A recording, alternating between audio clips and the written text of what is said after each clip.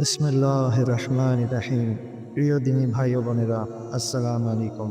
পাকিস্তানের হাজার হাজার মানুষ আবকারি ম্যাগাজিনে লেখা এই আমলটি করে অনেক অনেক বেশি ফায়দা হাসিল করেছেন, যার বর্ণনা আপনি এখানেও দেখতে পাচ্ছেন। সত্যি এই আমলটি জাদুর মতো কাজ করে।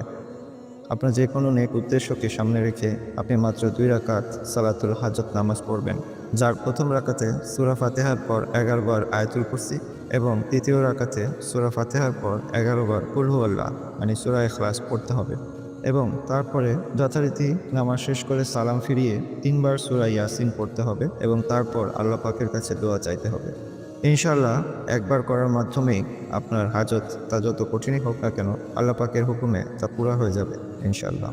প্রয়োজনে ইহা আপনি নিজেও করুন এবং সদকায়ে জারিয়ার নিয়তে আপনার ভাই বন্ধু আত্মীয় স্বজনের সাথে ইহা শেয়ার করুন। জাযাকাল্লাহু খায়র। আসসালামু আলাইকুম ওয়া রাহমাতুল্লাহি ওয়া বারাকাতুহু।